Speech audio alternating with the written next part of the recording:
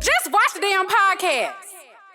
Lizzie, have you ever been to church and you saw Pastor hush the congregation? No, I have not. That is extremely sick. Have you seen the video of Pastor Keion hushing a woman? I have. He said, shh, I don't want to hear any voices in here. I think he said hush shh, in the name of Jesus. Yeah. Period. As he should. She was being very obnoxious though. Mm-hmm. I don't know, like, you know, I grew up in a black church. I don't know. Did you go to church? Yeah. Okay. Yeah. Well, it do be people in there that be doing a whole lot. Mm-hmm. How do you know what's genuine and what's not? I don't know. But he said that was the spirit of distraction. Yeah.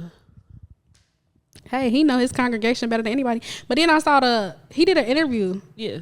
Where he said that they've told her several times before. Yeah. To stop doing it. Yeah. And she keeps doing it. Maybe I wish he would have explained why he thinks she's doing this instead of just saying she keeps doing this, because that just makes it seem like she probably needs some help.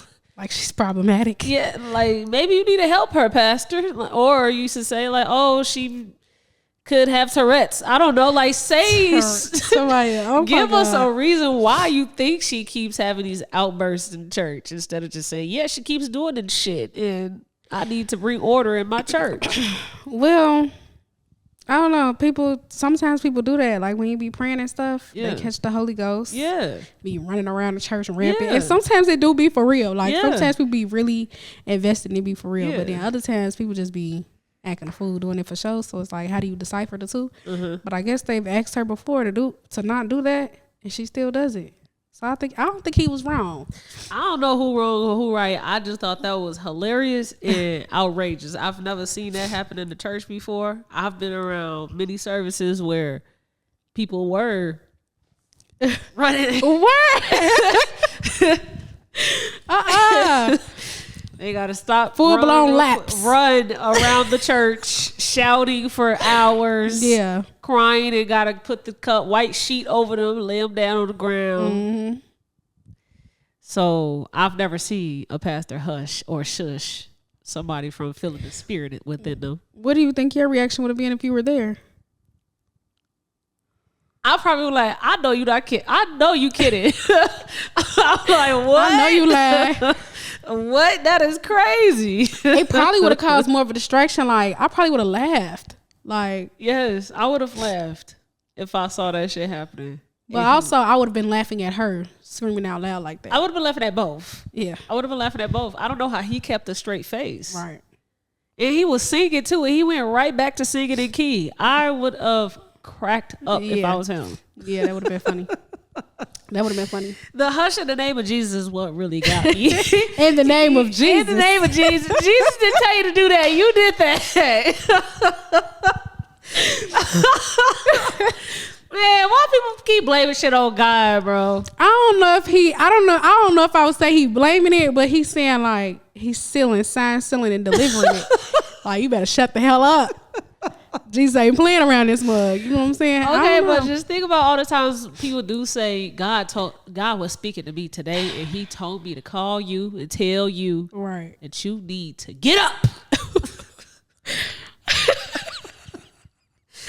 Like Peter Popoff with the is that Peter Popoff? They used to come on the infomercials with the holy water. You ever seen them commercials? I wouldn't know. I don't know what you're talking about. I think it's Peter Popoff, or maybe it's the other one. Uh-huh. It's be an infomercial. Sometimes be on like BT or something. You wake up in the middle of the night, 2-3 o'clock in the morning. It's the infomercial on about this spring water, holy water, whatever that then made people just and heal every part of their body. They'd be like, this person has been paralyzed for like 6 years, and we gave them this holy water, put it on their knees, and they jumped up out their seat. And they be running around the church. Like, I'm like, this is so unserious. It's ridiculous. Like, so unserious. Like, I don't know if that's Peter Popoff or if that's a different one, but they do be having the infomercial. Y'all know who I'm talking about. Okay. They be having the infomercials about the spring water on TV, holy water, whatever it is. And it's supposed to work miracles on these people. Okay. This person came to my church. We put the spring water, holy water on them. They was a millionaire by next week. Like, it be all kind of crazy stuff. I swear to God, it be all kind of crazy stuff. Okay, wait. Let's bring the episode in and come back to this because I do got a question. Hello, Co-Culture family. If you're on YouTube, make sure you like, comment, subscribe, and hit that bell. And if you're on your favorite streaming platform, thank you for tuning in and make sure you leave us a rating. This is episode 99. 99. We are one episode away from the 100th episode. Period. I am very excited for the last episode of this season so I can get some rest and go on our great podcast break. Come on now. If you are new to the podcast, what that means is every episode ending, so all our seasons are 20 episodes each. When we get to the 100th, that will be the end of season 5 in real life. And we will take a podcast break for about 2 weeks. So you will not get any episodes for like 2 weeks. And then we'll come back and we'll kickstart season 6. Yep. Period. Now, Lizzie, I did want to ask you, because we was on the topic of church and whatnot. Have you been following along or just seeing the media coverage or just TikToks of what's currently going on in Palestine?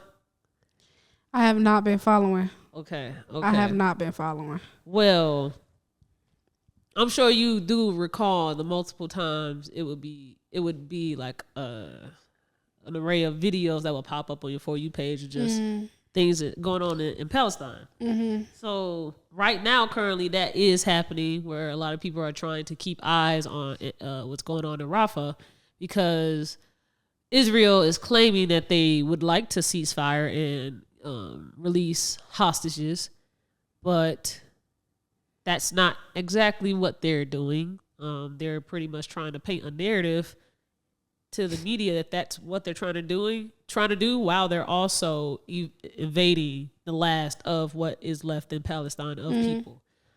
So we are pretty much seeing the end of a genocide with what's currently going on in Rafah. And the things that I always see people post whenever these videos do pop up on my TikTok is like praying for the people in Palestine or God, please be with these people.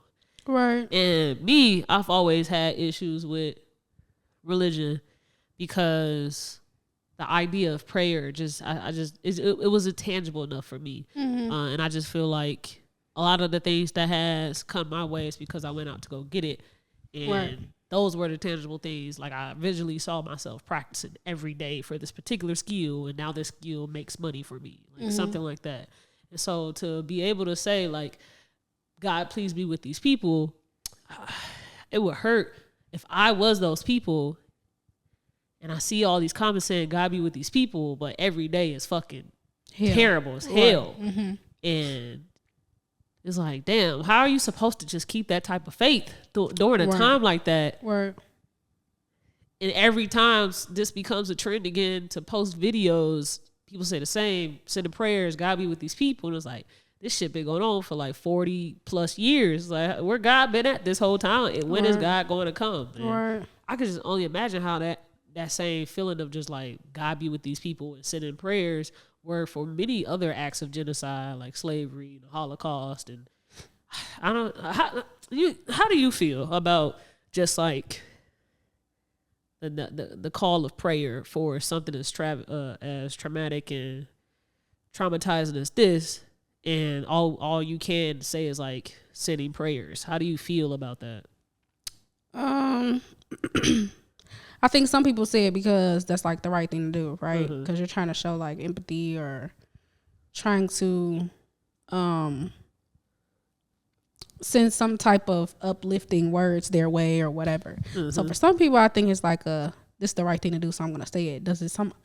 People don't even be praying half the time. They be like, oh, I'm gonna pray for you. They ain't said a prayer. I ain't sent up nothing, a Hail Mary, nothing. Prayer, like the religion thing I kind of struggle with too. Cause like I grew up in a church and I also went to a Catholic high school where like in Catholicism, the Bible is like it's not supposed to be taken literally. It's more so like this is how you should do things, or it's like a comparison to like like it's not supposed to be verbatim. Whereas like in our churches, black churches, you supposed to live by the Bible. You're supposed to apply this to your actual life or whatever. Yeah. And so when bad things happen and you say like, oh, may the Lord be with you, or sending prayers your way or whatever, I think that's the last thing that people want to hear. Yeah. Quite frankly. That's why like when somebody passes away, or it's hard to find the right words to say, and then those are moments where your faith is being tested the most. So you sitting up here talking about, I'm gonna pray for you, or may God be with you. Nigga, I didn't think God was with me right now. Yeah. You know what I'm saying? Like, and it's fucked up, but that's really like the reality of it. Like when you're actually going through hell for real, the last thing you probably want to hear is something about prayer. I would like to say I believe in the power of prayer, but I don't know if I would say that I would just like wish prayer on everybody in a situation. Yeah. Cause I don't know why these things happen. And I don't know, it looks bad. It's like, damn, well, God, are you really there? Yeah. And I think those are normal questions to ask. Like if you go to churches where, you know, they are used to bringing people in from ground zero, they'll say like, those are normal questions to ask. Those are normal things to not understand right away. And so working on my faith and all that stuff is stuff that I'm like currently going through right now and like thinking about and like trying to figure out. But it's really one of those strange things where it's like, if God is real, if Jesus is real, if these people exist, why do bad shit keep happening? Yeah. And so something that's taught in the Bible is like free will, right? Like he put us here, but we have free will to do whatever we need to do or whatever we supposed to do. And so I guess that's why like bad exists, I suppose. But I don't know. It's very strange. If I was going through a hard time, I don't know if I would want people to say, I'm praying for you. Yeah. Thank you. Yeah. I'm telling y'all right now, don't say that shit to me. Don't say that shit to me. I mean, like, are you really praying for me, or are you just saying it? That's how can you help? Right. How can you help me? Right. Send some help. Don't send me no prayers. And then at the same time, I don't know if I want y'all to pray for me, because half the people, first of all, who you praying to? That's number one. Secondly, I don't know if your prayer a good prayer or not. I don't know if I want that bad juju on me. I don't know if I want you to pray for me. Yeah. I don't know. I may have to be specific in who I ask to pray for me, because your prayer may not be the prayer that I need. Yeah. So I don't know. Yeah. I think people should, I don't know what else you could offer though. Like maybe just stick with words of encouragement instead of saying like I think hashtag free Palestine is like a good way to go. You still showing your support. But prayer, nigga, we are in trouble. Yeah. Man, that shit is disheartening, man. Yeah. I hate it. I hate it with a passion. Yeah. Moving forward. So, Brittany Griner, she had an interview on Good Morning America. EG. And if you all remember, she was a prisoner of war in Russia. And she was exchanged. There was a prisoner exchange between her and who they claimed to be the god of war, the merchant. Merchant of Death. Merchant of Death, yeah. And so years later, I want to say 2 years, it was 2 years ago when this happened, she went on Good Morning America because she now has a book where she's telling her story of how life was behind bars. And they did an exclusive interview with her about it. So me and Lizzie, we checked it out. Now I have some particular questions I wanted us to discuss together. But before I give those questions, what was your initial reaction to watching her interview? So like when the whole story about her being in prison came out, I didn't really follow much of it. I didn't know who she was before this happened. Yeah. I'm not a big sports fan, so I don't really watch sports, but apparently she was great at what she does. So it's informative to me because I didn't really dive deep into the story when it first came out. Yeah. And you know, you hear bits and pieces of it about them trying to get her home, but I never really dug deep into it about like what happened to her while she was over there. I never knew about the exchange, like none of that. So I'm watching it and it's just like informative, and I'm getting a lot of information out of it, like what actually occurred. Yeah. But had you not told me to watch it or told me about it, I wouldn't have checked it out. I wouldn't have checked it out. Just off the simple fact that I don't really follow Brittany Griner and I don't really follow sports like that. Mm-hmm. So it's probably one of them things that I just would have never been interested in. Well, now that I'm watching it, I'll probably keep watching it. If she wasn't an athlete, she would have just been an American citizen. Yeah, so the reason why this was news is because Russia used her public figure as a way to initiate and empower this trade. Yeah. I always wanted to know how it was for her, so I'm definitely going to read the book because I'm sure she probably gets more in depth. She said she had like a prison mate there who was also American and she spoke Russian, so she was like her translator, and she said that she don't know if she would have been able to survive without her. Yeah. I highly recommend. I highly recommend everybody to go watch it. It was on Hulu. Those conditions sound horrible. Yeah. She said that it was like a 7-inch wall to wall room. They had a hole in the wall, and that's where they shit and pee at. They had a hole in the floor. She said it was covered in feces. Yeah, and that's where they're supposed to do. They got tissue once a month. Yeah. What? Yeah, and the mattress that she laid on had a big ass blood stain on it. Yeah, that's crazy. Yeah, it was. When she was describing it, I know that our prison systems probably aren't nearly as bad as Russian prison systems, but when she was describing it, I was just like, damn. Yeah. Is this what going to jail is like? Because I don't never want to experience. I don't never want nobody near me to experience. And like people that go to jail here in the U.S., they complain about their experience. And I'm like, shit, it sound like y'all got it good compared to what the fuck going on in other countries. Yeah. And that's part of the question that I did want to ask. So many, when this was like a in real time thing and she was away in Russia in prison, people were saying this is what she gets.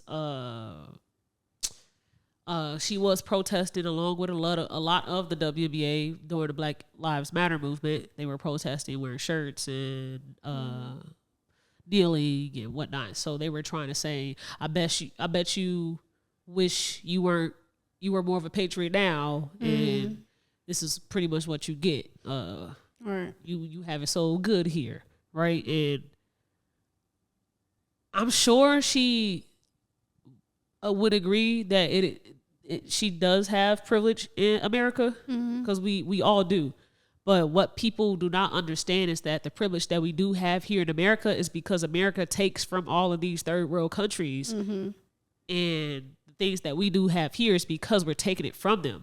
So, like the genocides that are currently happening, America is aiding in this so that we have the resources that they're trying to take from those native lands. Right.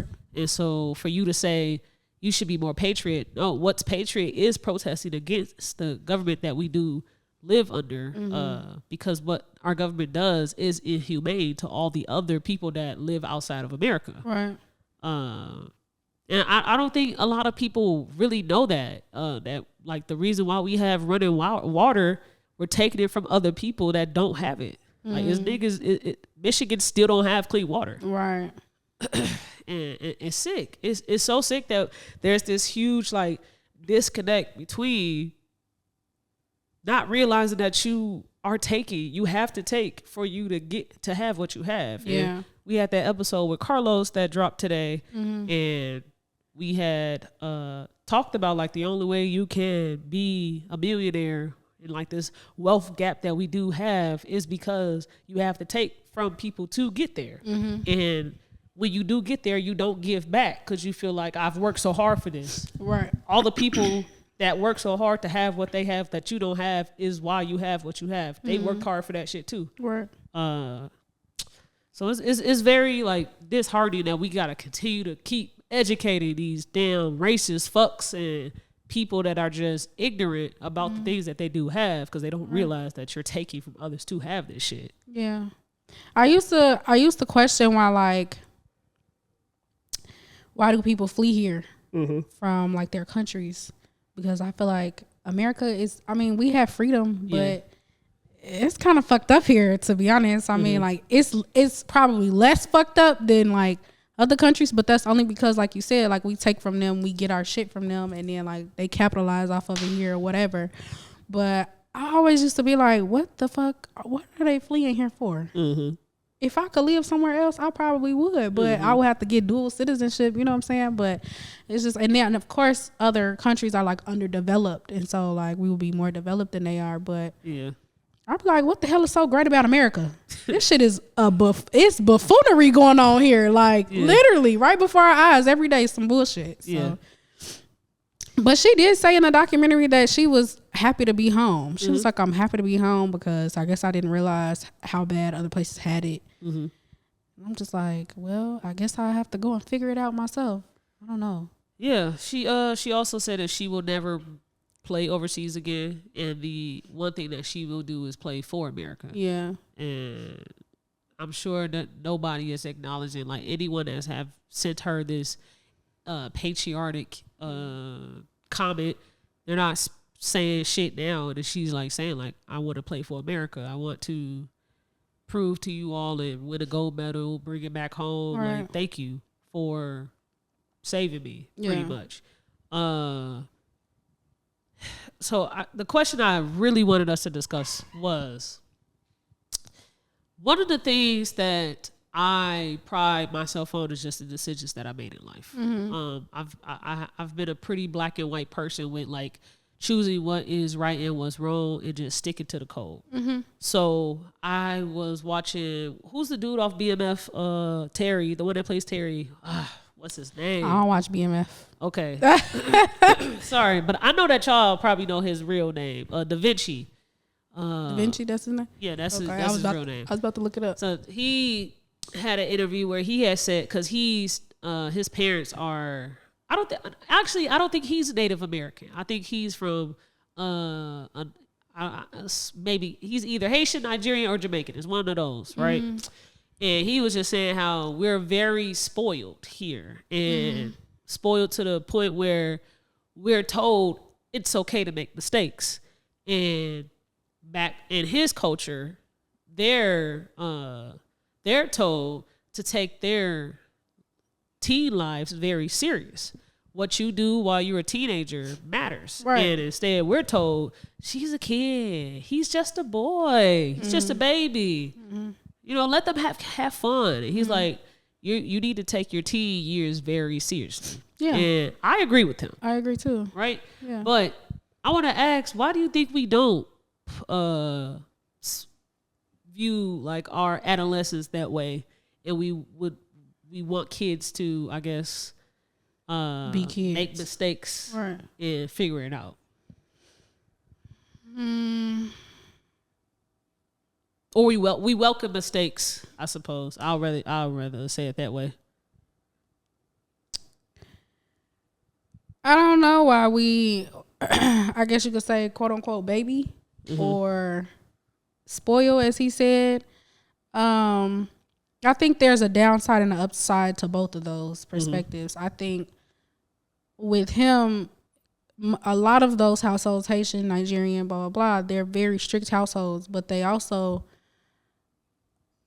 turn out to be great kids. A lot of times they end up having very successful lives. They take on the family business, blah, blah, blah. They grow up probably much faster than we do. But with that comes strictness. And when you do fail, it's like you're probably the worst thing that ever happened. You know what I'm saying? Yeah. Like, you're good luck. Yeah. After you do fail or after you do disappoint your family, good fucking luck. Yeah.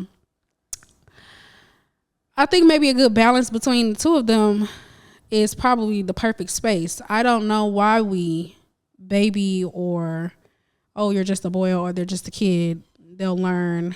Because I do think that in some spaces it does set us up for failure. We don't grow up fast enough. We latch onto our parents longer than we should. Or something happens to our parents and then we don't know how to navigate life without them. And so I think maybe somewhere in between the two of those is probably the perfect medium. But I think there's downs and ups to both of those. Like, I don't think one way is like the absolute best way to go or over the other. But I don't know why we do it. You have some type of hypothesis, theory? Just basing it off of the interview with Brittany Griner, it's like everything has a cause and effect. And it's really the decisions that you do make in your life at the beginning of it can really hurt and harm or help your future. And the same way she was able to go to Russia and she had oil carts in her bag, and now she's facing 9 years in prison. It's the same way that can happen to you in America. And let's say it's you walk outside and you forgot that you forgot that you had a cart in your pocket, and weed was once illegal, and it's still illegal in certain states. And you're driving, you get pulled over for illegal substance. You get pulled over for a broken tail light, and now the police gotta check you down and pat you in the fucking cart, fall out your pocket. Now you go to jail for that. So it's like things can happen so quick, and it's a cause and effect. So you really gotta take like life really seriously. And so many people, like, they say so much like, oh, you take things too serious, like chill, laugh a little, smile a little, and cool, but like life can really flip on you quick as hell. So it's like you can have fun while being serious at the same time. And I do get a lot of like I do push a lot of people away when they see me, because they get the serious side more than they get the goofy side. And when I feel like you're safe enough to let down and show you the goofy side, that's when you get to see like, okay, she's multifaceted. But like Dupree, he was on the couch, he was like, really, Norbit's your favorite movie? I would have thought something more serious. I'm like, you got to get to know him and see that part. But it's like, you got to be that way with people, because you don't want nobody to fucking not take you seriously if you just always present yourself as this damn joke.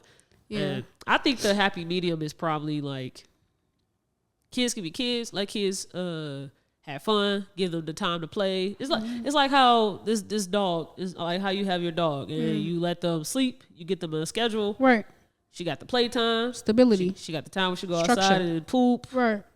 You give them structure, you give them stability and discipline, and you do allow them to make mistakes, but you make sure that you're behind them to pick them up and tell them what they probably should do next time, so that doesn't happen again. And you let them see that for themselves.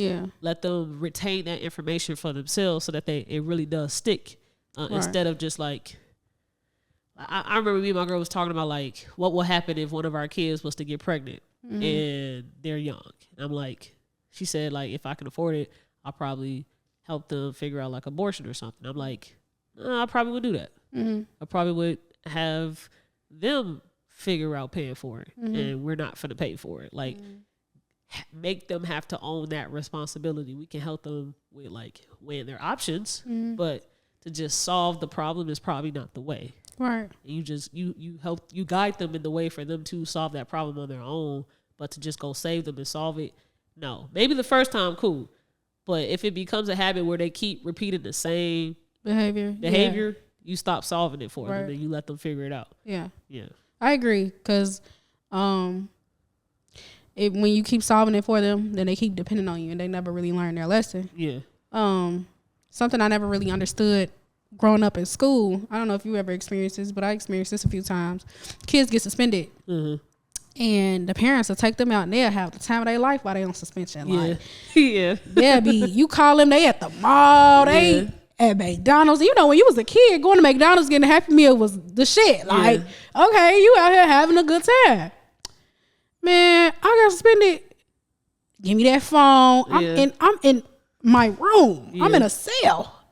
But it was like, it taught me, I never really got suspended ever again. It taught me so much, structure, and like why I shouldn't have did what I did, instead of praising children for bad behavior or saying, oh, it's okay, just don't do it again, or like, that's not teaching them nothing.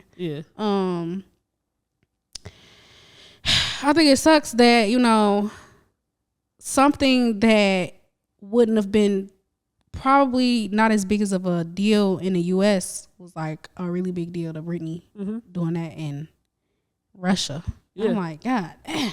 You know what I'm saying? But something that she kept saying that it was interesting was, you know, she was like, I got to take accountability. Like, it's on me. I did it. And even though it was a mistake, I still have to own up to it because it wasn't intentional, but it still happened. And I was like, well, shit, girl. Yeah. But that really what it is. Like, it wasn't intentional. Yeah. But this is against the rules. Right. And so, I guess I got to face my Brittany funny. Brittany is real funny. I don't know if you... The question Robin asked her, she said, so what do you use it for? Brittany say, I use it for pain. She said she used it for pain. And then Robin goes, well, what would you do when you were in Russia? Yeah. She said ice baths. I said, now, Brittany. Brittany, be fucking for real, Brittany. Be fucking for real. She might not have smoked weed when she went to Russia, but now you know damn well that's for recreational use. She's about my doctor gave it to me for pain, and then you just get over to Russia and just use ice. Stop playing with me, please. Like, oh my God. She said what she said. She did say what she said. And she saved face on camera. I fuck with her for that. But you know damn well it's for I need to see some paperwork. I need proof that it's medicinal. Okay.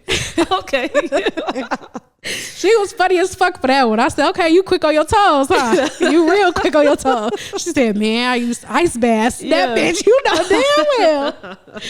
You know damn well. Yeah. Shut up, Lizzie. I was just saying. Now, speaking of the WNBA, so I'm in this WNBA group just so I can be amongst a community to see how people talk about the season this year because I am following it heavily. And the beginning of the season is called the preseason. So before you get to the actual real season, you play some practice games so the teams all get together, figure out their rotations, right? So Caitlin Clark and the Indiana Fever, they had their first preseason game, and it was available to watch on the WNBA app that you do have to pay a subscription for. And another game was also played that same day, which was Angel Reese's first game. Okay. And that game was not available to watch on the app. You couldn't watch it at all, right? So there was an uproar on social media about that. Right. And so the WNBA came out and said that there was no local broadcasting going on at the time of that game, so they weren't able to stream it through their app because they connect with whatever is local in that team city to connect with each other, and that's where they'll stream it through. So just knowing that I once played basketball in college and there was broadcasting for games, the school that I played for, they would record the games and they would live stream it. And I sometimes used to be the person behind the camera, holding the camera to follow the game. Right. And so I know Chicago was recording their game. Right. They had their cameras going. They were recording their game. Right. And all they had to do was just communicate with each other and say, hey, here's the live stream. Here you go, right? So I'm not going to assume that they're lying to WNBA. I'm not going to assume it. That's what they say, right? So social media, somebody was recording on Instagram Live from their phone the game, and so many people was tuned in watching it, like 100,000 of people. And so that proved that there's a demand of people that want to fucking watch Angel Reese and all the other players play. And so now the game today, which is we're currently missing right now because of Britany, is going on. Angel Reese is playing today, and they have it on the app. It is streaming, right? So you made a way. Right? And I just love to see that our people, the people that stand for the disparities and racial disparities that does happen in everything in America, they're standing against it and they ain't letting up, because we easily can bow out to this white hope that they're trying to push. We can easily bow out and let them win, but if we keep pushing and actually show that we are willing to pay money to make y'all have to show black people, it's really sick. It's sick. that this is still going on. It's 2024. Yeah. Sick. Yeah. It's real sick, man. This girl has more followers. She has the most followers of any player right now in the WNBA. She has more followers than all the rookies. She has more followers than almost all the, if not every WNBA team. She has more followers than them. She's very fucking popular now. I don't know. I don't know. You know. I don't know, Lizzie, man. I don't know how you can't, like, the more and more you try to be 10 times better, it still don't work sometimes. It's like you really gotta fucking yell and protest. Right. It's this one player that's on the Aces. The Aces are the defending champs from last year. And they are the most popular team in the WNBA. They drafted one of Caitlin Clark's teammates. And so currently what happens is every year a new rookie class is drafted. They do go through like preseason, and they got to figure out their 12-man roster. So people are cut from teams. All teams have cuts. And it's expected because they don't have enough spaces on to fill, and they can't pay everybody. So people were all just waiting to speculate who's going to get cut, if they're going to cut Kate Martin, because Iowa is putting their foot on people's necks to keep Kate Martin on the team. She has yet to be cut. They are cutting people that are and have been in the league already, and she's still on the roster. And every comment section that you go to, you will see people, Kate better still be on that team. Y'all better not cut Kate. Is every comment section that has to do with anything with the Aces, they are on their ass about keeping Kate Martin on this team. And that I just feel like that just shows so much privilege that white people have to be able to just get whatever the fuck you want, especially when there's money attached to it. Because people got to understand that the population is majority white people, and so that's where the money is. So sometimes they cannot afford to not listen to white people. They got to do what white people say. Right. White people control the money. Yeah. Yeah. Yeah. Yeah. It's fucked up. It's fucked up. Yeah, it is. But I say all that to say, do you recall of a time where you were making purchases out of oppression? Like, you just seeing disparities going on, and you like, all right, fuck y'all. I'm finna go buy this black girl t-shirt. Y'all talking about y'all want her business to fail because she only make earrings for black power. Fuck y'all. I'm finna go buy all the earrings up. You ever made purchases out of oppression? No, but I will say that, like, usually when people boycott, like, I think there was a point in time when people were boycotting Target. Yeah. People were boycotting Starbucks, like those kind of stuff. I don't be participating. I don't be participating in that stuff. Like, I just don't. I don't know. I gotta go to Target. They the only place they got this thing that I need. I gotta go to Target. I don't do it like, man, fuck y'all. It's not like that, but I still be shopping at them places. Y'all gonna cancel me, whatever. I don't give a fuck.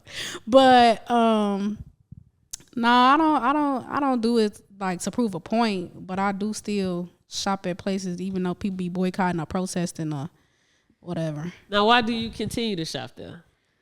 Cause I need something out the store. I'm part of the problem. I'm aware. I'm a part of the problem. Okay. Like, when people can't all come together and be one band, one sound, one voice. I'm part of the problem. Okay. It is what it is. But I need something out the store. I'm gonna go in the store and get it. I want me a medicine ball from Starbucks. I'm gonna go get the medicine ball. I'm sorry. A medicine ball from Starbucks. Yeah, I just got one today. Like a medicine ball. Like, it's a drink. It's a drink. Oh, okay. And it's called a medicine ball. Okay. And it's like a tea with lemonade and stuff like that. It's real hot. It's supposed to open you up real good. All right. Honey, you know. So, you know how they say some people just can't go with us? They have to be left behind. You have to be left behind, Lizzie. They are actually asking, people in Roth are asking for a nationwide boycott to not buy or make any purchases this Friday. From where? Anywhere. Nothing. Don't buy anything this Friday. So we shutting everything down. Don't buy anything. Don't buy nothing. Yeah, like a complete. In the United States? Yeah, like, well, the entire world, but obviously we're the ones that have the most access to technology to see it. But that's what they're asking for. Okay. Would you be able to not buy anything for one day? I could do it. Okay. I could do it. The thing is, when it's for something that's great, I try to participate, but I don't make any promises. Okay.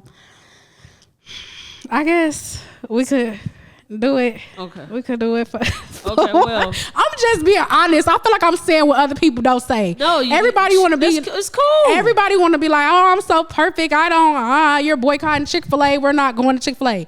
Bitch, I'm pulling up to Chick-fil-A and I'm getting my grilled nugget 12 count. This is the face of shame right now. I'm sorry. This is the face I'm of shame. sorry. You could be shamed. I'm sorry. Mm-hmm. I'm so sorry. Mm-hmm. I apologize. Okay.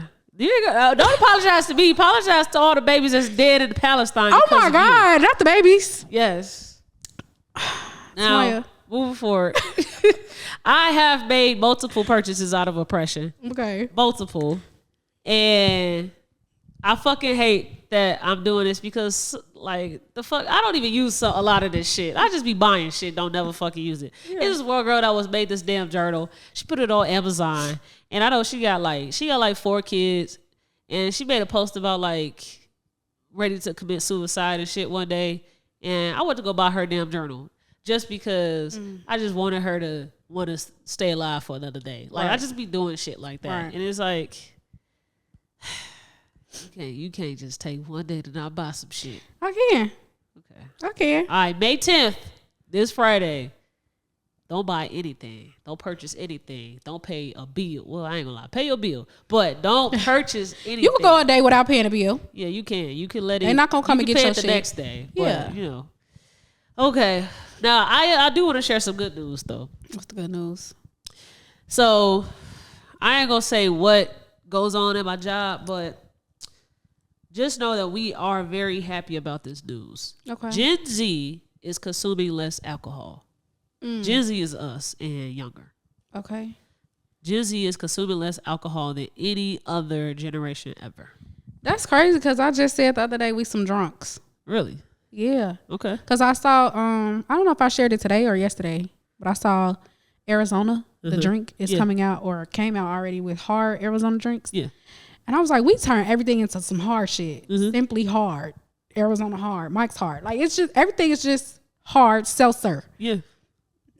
High noons. I mean, the stuff is lower in percentage than like walk down the street with a damn 40. Yeah. But I feel like we turn everything into liquor. We found every reason to go out and celebrate and have a drink. What I will say is that I think we know how to put the drink down and walk away. For sure. Whereas like the older crowd, they need that shit to survive. Like every day I gotta have a drink. They coming home from work, pouring up a drink. Like whereas like we just do it on occasion. Yeah. Yeah. We can control it a little better. I'm very happy about that, man. Yeah. And this is some of the stuff we talk about at work. Like, this is real. Like, we really are drinking less alcohol. The sales of alcohol is going down. And that makes me so fucking happy. I have labeled it the progressive culture. And I don't know how many times I just spoke about just what I mean by that. But, like, basically, anything that has been deemed traditional will soon become less traditional as our generation become more of the spokespeople for what is culture, and I call it the progressive culture. And so this is just one of those things of less alcoholics, less alcohol consumption, more healthier ways of consuming things, and we becoming one of those things that we do consume more of because it does have medicinal benefits to it, and it is less aggressive to the body compared to alcohol. So I'm proud of y'all, Gen Z, for doing that. I've always been curious to know, I don't know if you know, but I've always been curious to know, like, what does smoking weed do to the lungs? Like, if you don't smoke it naturally, like out of a bong, or not a bong, a bowl, or a one hitter. Like, I think, like, obviously, like, the tobacco products have an effect on you. So I'm curious to know, because, the first thing people will say is, like, oh, weed doesn't kill you. Yeah. But most of the people smoke it out of like backwoods leaves, tobacco leaves, something like that. Yeah. So it's like, I'm curious to know, like, down the road how this will affect people's bodies if the tobacco products will, because most of the time they take like the actual tobacco out, they dump it. But I'm curious to know how it will start to affect us. Through more education, people will learn the different ways that they can roll up. You got hemp leaves, paper, paper. So people just gotta walk away from what they've known, what was traditional, and just come on over to the educational side of weed. Some people just doing weed just because that's all that they just grew up on nigga came to them and said, hey, smoke this, or it was in a blunt. So now I only just smoke blunts. But if you have a conversation, you'll learn it. I can smoke papers. I can smoke hemp leaves. I can smoke bongs, pipes, and edibles. Like, they'll learn. Yeah, I just don't want us to die off because we stuck on backwoods and leaves. But I mean, I think that's interesting because I literally just said, I think we're drunks. I think we drink too much. Like, we always looking for a reason to go out and drink. Girl, I had a crazy week. Let's go get a drink. Yeah. Girl, you got a new job. Let's go get a drink. Yeah. Like, just anything. I couldn't even tell. I'm pretty sure I don't drink because of trauma, but I really also hate the taste of alcohol. It doesn't taste good. I can't drink like I used to. Yeah. I just said that. I was like, in college, I used to be able to throw some shots back, a drink back, have a good time. Yeah. Now I'm like, a shot? Yeah. What the fuck you mean, a shot? Yeah. I ain't taking that. That's poison. That's poison. Like, it tastes bad. It really does taste bad. I'm like, how the fuck was I drinking this? And how was I drinking so many at a time? That's crazy. Hey, the more you know. Yeah. When you are on social media and you just listen to like something that's trending, right? I think what was I looking at recently, and it was like a bunch of people trying to police what we can or what we can and should do. And I'm talking about black people right now. It just seems like black people always got an opinion about what we should and can and can't do in life, right? It's like we always policing some shit. It is always policing strangers. It ain't never like you. I don't think I've ever met a friend and went within their family and met other people and saw that same friend police what goes on in their family. It's more so like you submissive as hell when you're now put in the environment of your family. Why do you think people don't have much of a jurisdiction when it comes to their household and their family, but when you take them outside of that, you put them in now just the world, they have so much to say, so many opinions, so many things that they telling people, oh, girl, that's weird. I wouldn't do that. Or like, why do you think it's like that, where they're more submissive to their family than to the actual real world? I think it's easier for people to point the finger at other people. Easier for me to tell you what to do than to hold my family member accountable. Easier for, I don't know, me to sit up and judge you about some shit when my auntie got 50 skeletons in her closet. And then also, like, when you hold your family accountable, then you start a family feud, right? Then now it's like, we don't go to auntie house because Lil Ray Ray said the other day. Lil Ray Ray. That's the only reference I got. Lil Ray Ray. Tyrone, whoever, sat up at the dinner table and told Auntie, I don't know, Auntie TT, all her business at the table about her husband and her kids. Yeah. I feel like when you hold your family accountable, it creates family feuds where it's like, maybe if I'm telling my friend or a stranger something about why I feel like you shouldn't do something, maybe it don't matter because I don't give a fuck. Like, I don't know you, you don't know me, but I'm finna tell you what to do. I've always been a person that's like, take care of home. Like, stop trying to tell people what they should and shouldn't do, and focus on yourself. Like, focus on what you got going on. Because just like you telling them they should go and do something, I'm pretty sure there's something that you need to take care of in your own house. So it's kind of like one of them things where it's like, check yourself first, and then maybe you can have room to venture out. But I don't know. I don't want to hear shit.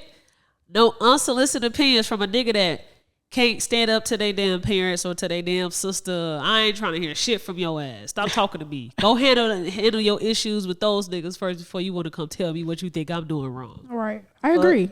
Get out my face. I agree. Yes. You know, I think I'm losing brain cells, Lizzie. Why? Because I keep being around people that want to give unsolicited opinions about shit that they have never done in their life. And they trying to tell me what they think I should be doing or how I could improve or what I should do. You ain't never done some shit that I'm doing. I don't want to hear you. It's literally the same, easier said than done. Yeah. Yeah. Yeah. Tell them to do it. Tell them do it first and then do what I've done, then we can talk. Say it again.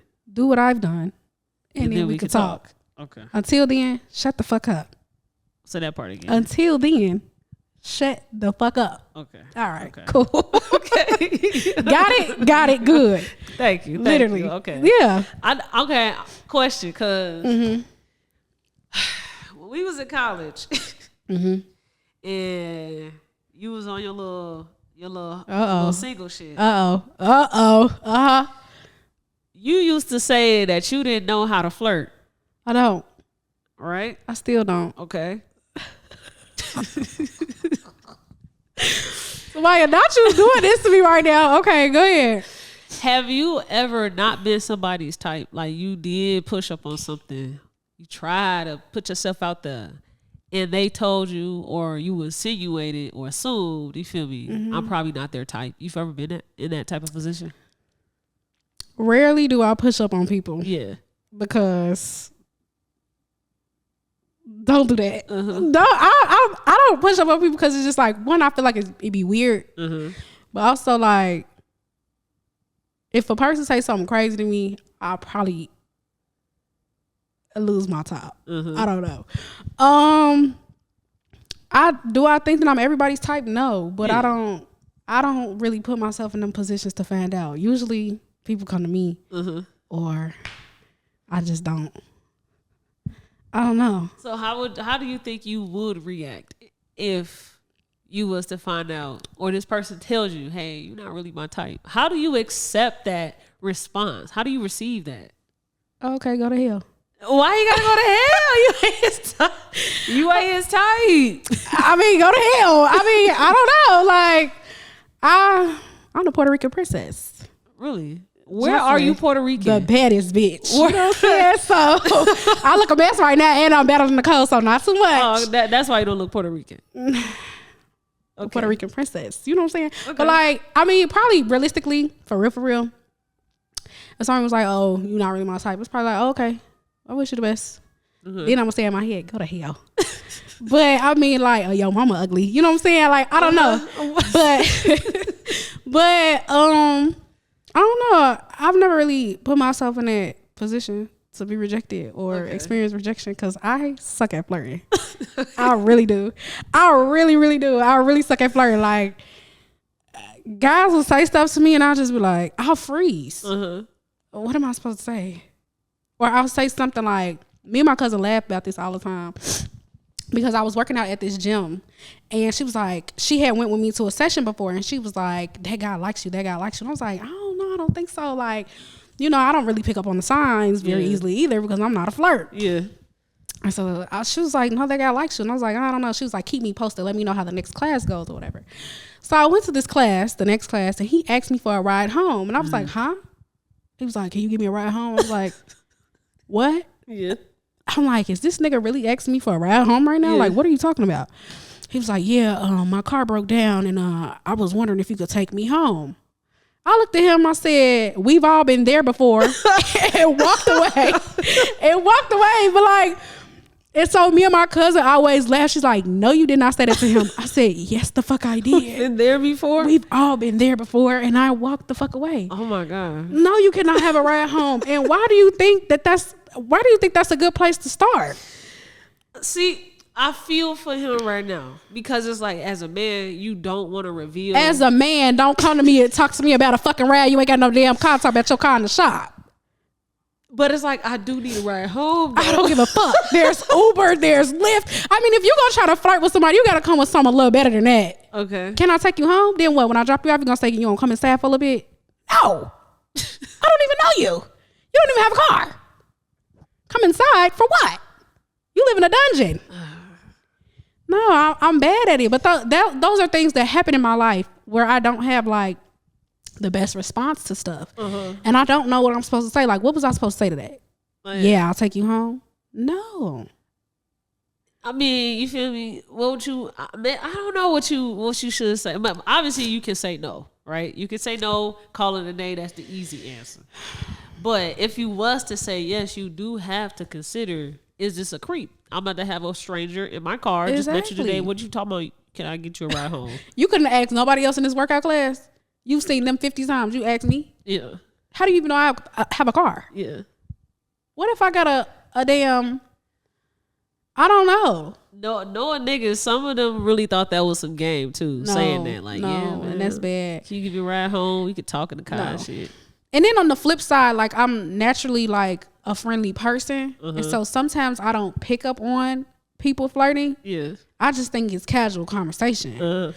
Well, you know, I spend a lot of time talking to my boyfriend on the phone, and so he'll hear somebody like saying something. He'll be like, if you don't get the fuck away from me, if you don't get, I'm like, what's the problem? Like, we just having casual conversation. I was on a plane. Somebody was sitting right next to me. And he was just a Keion laughing, talking to me about stuff. And I'm just a Keion laughing, talking back. And he's like, do you want a drink? I'm like, sir, I don't want to drink. I thought we was just having casual conversation. I don't know. Like, I feel like I don't pick up on the clues. And then, like, if somebody is being overly flirtatious like that, he asked me, did I want to drink, like, a few times, and I said no. Yeah. So, nigga, you finna slip something in my shit now or what? Yeah. So, like, how do you deal with them uncomfortable ass situations? Like, I mean, I guess you just, cause it's like, do you want to set boundaries with a stranger? Like, hey, no, I'm good on a drink, but we could talk or something. You don't want to talk? I'm good on a drink right now. I don't really want to talk either. I just want to be on this plane and we just sit in silence. See, if you don't want to talk, if you don't fight, like, it'd be different if a motherfucker's like, hey, you want a drink, and he attractive. So it's like, okay, something to look forward to. Maybe if I do say yes, we'll talk. But let's say you don't want to drink, but he is attractive. You'd be like, so you feel me? Let's turn this into a conversation then. But if it's a person you don't find attractive, it's like, yeah, I'm good, thanks. Back to go to your phone, read the book. That's so awkward. That is so awkward. No, I'm good, thanks. Now you're just sitting here looking like a mad woman, just on the plane. Yeah, you good. You said no, I'm good, thanks, and then you went back to your little space. How do you feel about the saying that, like, if niggas can make you laugh, they'll laugh you right out your drawers? Do you agree? I mean, I've done it. Oh, so okay. I laugh them out the drawers. Wow. I think it's true. That's sick. I've seen some ugly niggas get played because they funny. Oh, wow. Okay. Have you been seeing Druski and Ruby Rose? Yes. What is wrong? Okay, let's get into it. Because what is wrong with? Do people not think that they should be together because he's a big nigga? Like, what is it? So this girl posted on Twitter. She had cause have you seen the recent video when it was on that boat kissing? Yeah. Druski pissed me off. Why? Cause Ruby Rose ain't want that shit. She wanted the regular kiss. Go back to being cute on the video. Well, he got to prove a point. He said, "Come back here," and then he just. Why you do that? He got to prove a point. No, y'all talking about this not his girl. No, you could have just tongue kissed me, let it go. Why did you double dip in my mouth like that? That shit was disgusting. I threw up, bro. That shit was I was pissed off for her. Don't play in my mouth like this. I don't like tongue kissing, period. I'll do it like jokingly, but don't stick your tongue down my throat. So this girl on Twitter, she had quoted that video and she was like, now I be fucking with fat niggas. Oh, God. That's what she said. She said, I'll fuck with fat niggas. And Ruby Rose is just there for now, but he really, really like her. That's what she said. Now that's up for us to insinuate what exactly she mean by that. But basically in a replies, she was like, Ruby Rose, yeah, she fucking with it. It's cool, cute, but she ain't here for a long time. She's just here to have some fun sometimes and some vibes. But he really, really like her. Like, and why do she think? I'm curious to know why she think that. That video. Okay. That video. So y'all don't think she really liked this guy? I think that she thinks he's cute. But funny. what would she be getting out of it though? It's Ruby Rose. Like, it's Druski. Okay. I would say Druski's probably more popular than she is now. I mean, I guess. I don't know. It's kind of giving fat phobia at this point. Hey, whatever you want to call it. The world is giving fat phobia. The world is giving fat phobia. They didn't believe that was serious at first. They thought it was a joke. So that video with them tonguing was like, damn, this serious? Yeah. Oh, fuck. Damn. How you get her, Druski, for real now? Right. How you get her? Right. That's how the niggas was in the comments. He might actually be a decent guy. Him being fat he's not ugly. Yeah. He's not an ugly guy. Yeah. I don't know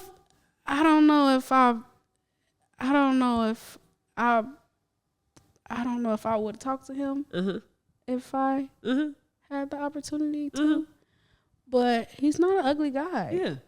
He's kind of interesting looking, but it fits for him. Yeah. You know what I'm saying? Like everything is in the right place. It looks how it should. It looks very well coordinated. It looks put together. Yeah. Pieced together really well. Yeah. But the world is giving fat phobia. Yeah, he don't need to be licking somebody's mouth like that though.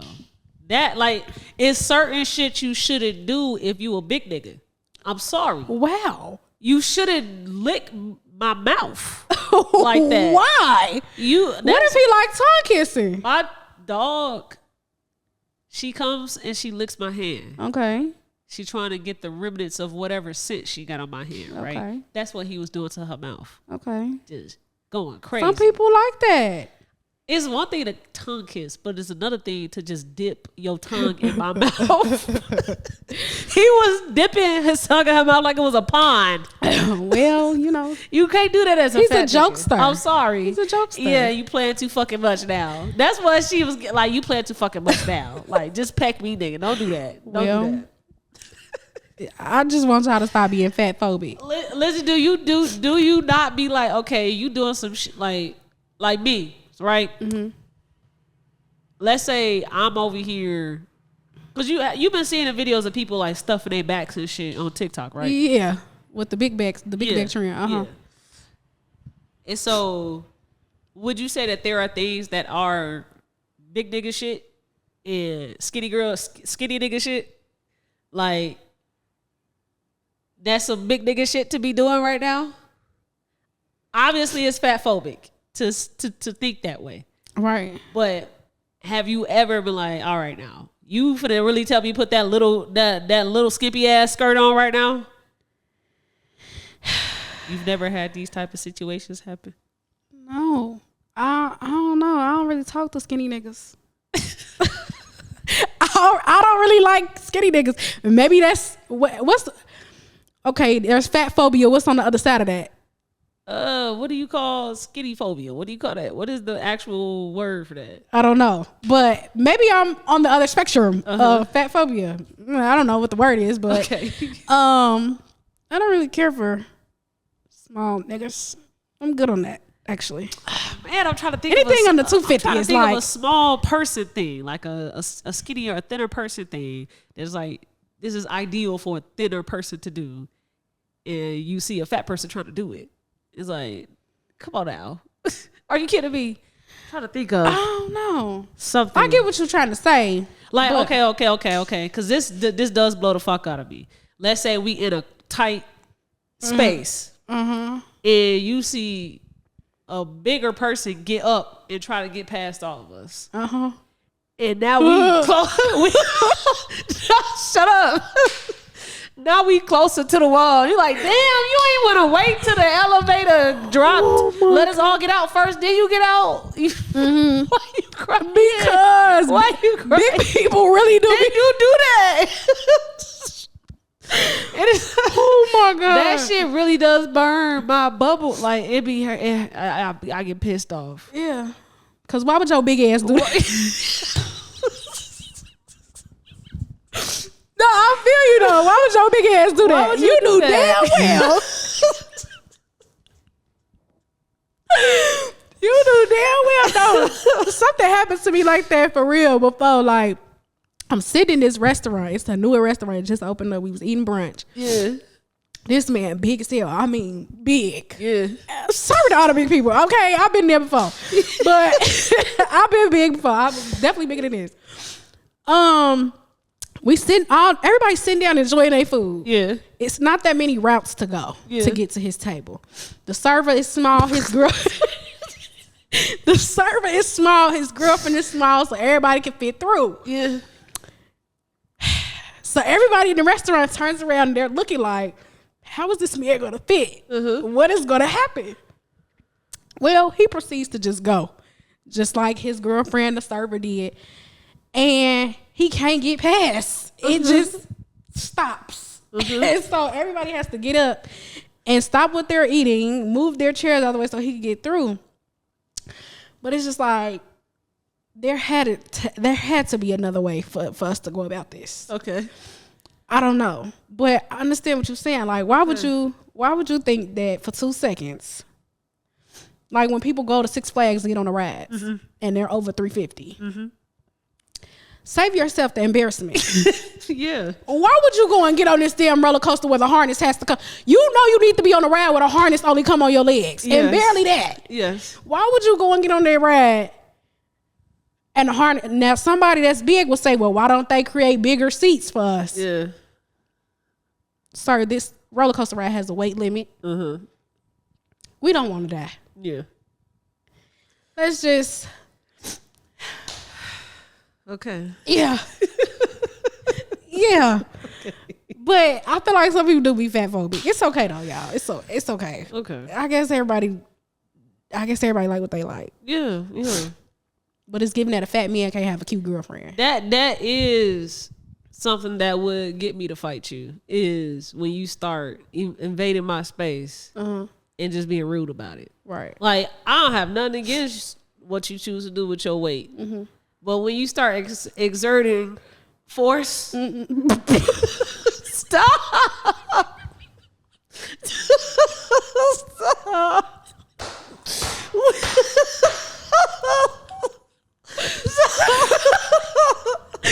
the fuck do you mean? Quick. Listen. So when you start exerting force onto me because you're trying to get somewhere and you don't want to wait, that's what I'm pissed off. Stop.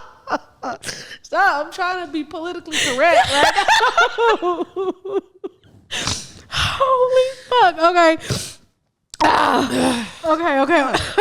Okay. And to be clear, we're not making fun of fat people, y'all. But goddamn. Oh my God. Okay. Okay, get it together. And it's like, damn, read the room. Like, come on, man. Like, you know. It was like my cousin was. She dated a big guy, right? And she tried to tell me that he don't wash up sometimes. He don't wash up like he should. And she be having to tell him, like, freshen up, bro. Stop laughing.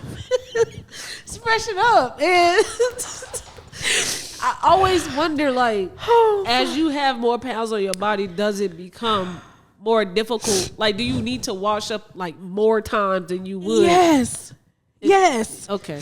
Yes. People on my 600-pound life. Yeah.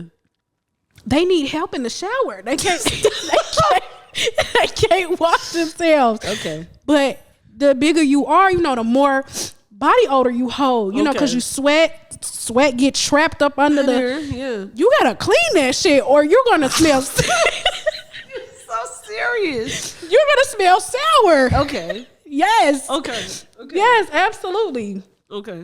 If you're over 300 pounds, you should probably take at least 2 showers a day. Okay. Especially in the summertime. Okay. Now in the wintertime, you might be okay with just 1 shower. Okay. But if you know you got some creases and rolls you need to get to, you should be in that shower twice a day. Okay. For sure. Now, I'm going to move forward from this because I don't know if we can take anymore. This is really sick.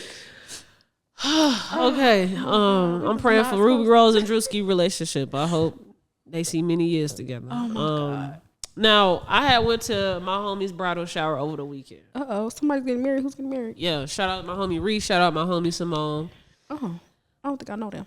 Okay. Nah, you ain't met them. And this will be my first wedding ever. Are you in it? Is you having tissue bits on your face now for me because of these tears? Oh my God. Okay, go ahead. No, keep going because you look a mess. You look a mess. Let me look. Hold on. Let me look.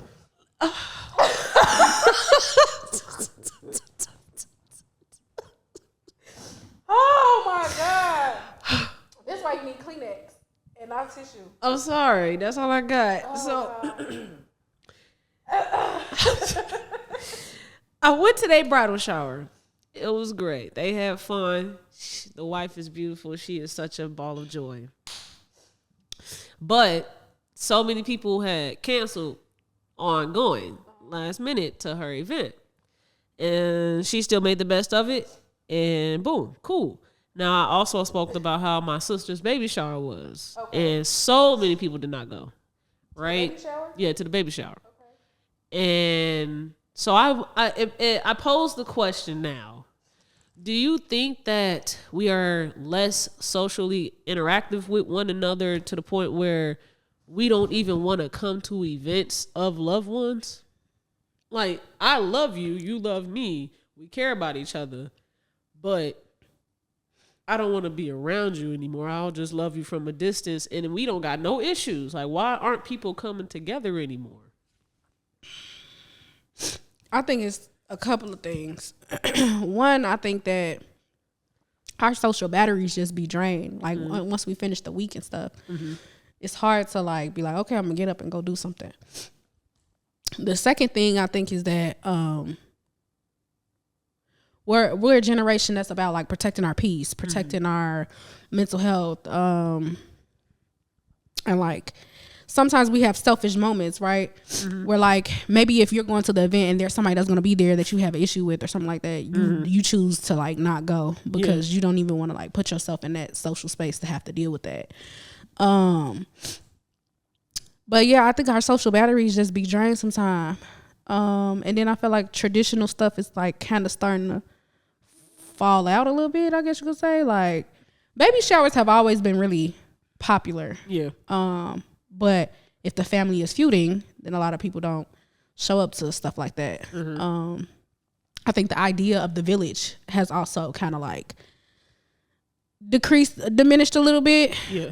It's kind of every man for themselves a little bit. And so those are events where the village will typically show up. Yeah. Like big moments, stepping stone moments are usually the times where the village will show up. But like I feel like our generation is not really big on the village. Yeah. We're really big on like our mental health, our social battery being drained. Like we don't go to shit if we don't feel like it. Regardless of if you need me there or not. So yeah, I don't know. Baby showers, I feel like every baby shower I've gone to has been nice. Now, what I will say is that people have fallen out of the idea of bringing a damn gift. Yeah. Baby showers, bridal showers, weddings, people don't bring gifts anymore. I'm like, so niggas really got to make rules. You can't get a plate unless you bring a gift. Yeah. Why would you come to somebody's shit and not bring a gift? It didn't get mad that you made it a rule. What? I want to bring what I want to bring. At least bring some wipes and some diapers. I mean, goddamn, you're just gonna show up and just enjoy, and then nothing. Yeah. The sole purpose of the baby shower is gift giving and like welcoming a baby into the family. So why would you come here with nothing? Yeah. Just to eat barbecue meatballs and spaghetti. Same as a bridal shower. You're supposed to be bringing gifts for the bride. Right. People used to bring nice gifts like, you know, embroidered towels with the bride and the groom name on it, or, you know, like cute stuff, lingerie sets. You know what I'm saying? People don't bring gifts no more to stuff. Like, what the hell? Who raised y'all? Yeah. If you're not contributing in some way, you're supposed to bring a gift. If you're not contributing by DJing or paying for food or some sort of, you know, contribution to the party, you're supposed to bring a gift. You're not supposed to walk in empty-handed. Yeah. I had paid for Risa Simone's photo shoot. So all their pictures, and they came out really, really nice. And they was like so appreciative of it. They was like, oh my God, thank you so much. Like, this was like really such a great gift, and you ain't like, we love you. Like, and they came here and they had gave like a big bag of stuff for our housewarming, and it was like, we're gonna give y'all more. Like, we just love y'all so much. I'm like, it's just a photo shoot. Yeah. But they was just like so appreciative of it because nobody was really doing shit for them, and they were pretty much paying for their wedding out of pocket, which is, you know, typically what happens. But it's like, you see them coming together for something beautiful, you know, help where you could. Because I generally was just paying for it just because I wanted to be of use and help. Like, this is my domain. I'm going to pay for photo shoot. I was going to also get another gift, and it was like, don't do it. Yeah. I don't know. I feel like it makes a difference when you come from a good friendship background, because I feel like people, like, I've run into people too who are like, what, you would do that? Or, You don't do that or whatever. Yeah. And then when people do stuff, or when you do stuff for other people, they be like, wow, you did that for me. And I'm like, girl, it's just a, like, yeah, enjoy. I mean, like, okay. I don't know. Yeah. I mean, it'd be normal. I guess what's normal to you, may not be normal to other people, but. And it's not even the word normal for me. It's just like. Selfless. Like, I just feel like why wouldn't somebody want to pay for y'all photo shoot? Oh, right. You know, like. Or contribute in some way. Or y'all bring in a damn gift. Or, yeah. Or, or hey, maybe I could cook. Obviously, how can I help y'all not have to spend as much money as I probably should? Or y'all finna cater. Okay, what's something that y'all really want, but y'all probably can't put in the budget? Okay, right. I'll provide that. Like, right. And I'm big on a potluck. Everything I'm doing is a potluck. Y'all not coming here and I'm finna feed the fucking village. We all finna come in here and convene together and have some fun. Yeah. And and it's sad because if you don't do that, people won't contribute. Like they'll show up to your house empty-handed. Not a case of water. Yeah. Usually if you're not, because with the family and stuff, usually you organize who's gonna bring what. And if you're not responsible for bringing something, at least you showed up with a case of water, some ice, or some plates, something like that. People just, if you don't assign nothing, they just gonna show up empty-handed. They not gonna hand you a card with some money in it. They're not gonna do nothing. They just gonna say, okay, well, you ain't tell me to bring nothing, so I ain't gonna bring nothing. Bitch, could you bring some damn ice cream or something? I mean, goddamn. Now, I love whoever I love, but when I do invite you to some shit and you show up empty-handed, I'm showing empty-handed to your shit. Yeah. That's it. Yeah, I think that's crazy. Yeah. And if you haven't assigned me something, I'm calling you on the way. Hey, what you need? Hey, do you need me to stop last minute? It's always something last minute that you need. You feel me? Yeah. You be like, oh yeah, can you stop at the store and get X, Y? I don't care if you go to the damn dollar store. They got all type of party stuff. What is it to call and say, can you bring X, Y, Z? I don't know. This generation be. I think we burning unnecessary bridges with our inability to show up for people. Yeah. It's unnecessary. Yeah. And I feel like if you know that you cannot actually be present for something that you did say that you could come to, communicate that ahead of time, not day of, like, hey, something came up. You knew that shit was, you knew whatever you say came up with, did it just come up literally just 5 minutes ago? Like, you do this shit, give me adequate of time so I can cross you off the list. That's less of a mouth to feed. They definitely need to do that for that wedding. Yeah, because people will say they gonna come RSVP and they fuck around and pay for plates and then people don't show up. You know what I'm saying? Like, it's just inconsiderate. Yeah, it's very fucking inconsiderate. Yeah, but gotta cut these people loose, man. When they show they want to be selfish. Cut the niggas loose, cause motherfuckers been at events that I've put on. We doing some nice shit, so. You can't come around if you don't want to put on to what all this effort and stuff that's been put into for us to all have fun and come together. Yeah. You can't come no more. Right. Now the last thing I want to talk about today, which is, what are some things that are traditional that you think that we probably did get wrong? And it could be serious, funny, stupid, fucked up, whatever your mind goes to. What are some things that are traditional that you think we probably did get wrong that shouldn't have been traditional in the first place? Something that is traditional that shouldn't have been traditional in the first place. Yeah. Baby christenings. Okay. Why? Why are you christening that baby? It's supposed to be like a childlike baptism, right? Mm-hmm. I feel like that's something that you should let the child decide on their own as they get older, because they don't understand that then. Mm-hmm. Praying over a baby and baptizing a baby, I feel like, are two different things. Mm-hmm. Praying and making sure that they're covered in the name of Jesus, that they have a good life, blah, blah, blah. Okay, fine. Yeah. I was baptized at like 10. Mm-hmm. I barely know the books of the Bible. Mm-hmm. I just feel like, I know them because like now we came up with songs, catchy songs to sing and stuff like that. But at that time when I was getting baptized, I don't know what I'm talking about. Yeah. I have no idea why you're drowning me in this water. I just know that I'm about to lose my life. Yeah. You know what I'm saying? And now you got trauma and don't want to swim again. You know what I'm saying? You know what I'm saying? Like, and then now I'm older and the whole reborn again thing. Well, if you didn't born me first, I wouldn't have to be reborn. Yeah. I could have just learned, and then when I was ready, I could just, go and wade in the water. Mm-hmm. You know what I'm saying? I just feel like, what is that? Uh-huh. What are we praying over the baby? Okay, cool. Baptism before the age of 16, you don't even know what the hell you're being baptized for. Yeah. I just feel like, I don't know. I just feel like, why are we doing, and then why aren't we, it's like we kind of not giving the child an option. You're going to be a Christian. Yeah. In this house. Oh, okay. I get it. Mm-hmm.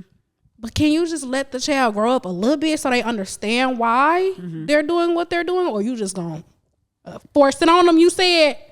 Or you just going to force it on them? Well, the baby wouldn't know what's going on, My point exactly. You don't even, first of all, as a baby, your eyes are barely open. Uh-huh. You don't even know what's going on. Uh-huh. Leave me alone. It's probably why they do it. It's like, shit, let me go ahead and bless this baby. They don't know what's going on, but I bless me, fine. But don't baptize me. Okay. let me decide on my own when I want to be baptized. I feel like it means a lot more when you know why you're doing it. I feel you. And that it comes from a genuine place. Okay. Whereas like a preteen, I'm like, oh yes, today is the day I go get dipped in the pool. Like, you don't know what it means. And then they're asking you, do you accept the Lord and save the Lord as your savior and blah, blah, blah. Baby, I'm 10. Mm-hmm. I don't even know what I ate last night for dinner. And you're asking me to accept the Lord. Okay, I accept. Now what? I don't know what I just did. I don't have no comprehension of what just happened. Mm-hmm. I don't know. That's just me. I feel like the baptisms should wait until, like, there should be, you know how like you have a quinceañera when you're of age or whatever. Yeah. Like the quinceañera is supposed to be like, okay, now you're of age to make some whatever. You're becoming a woman. It's like I don't know the word for it, but a rite of passage. I feel like that's what baptism should be. Okay. Not something you're 9. It's time. You know what I'm saying? Like that's weird. Okay. What about you? What you think? Something we got wrong? I think we got monogamy wrong.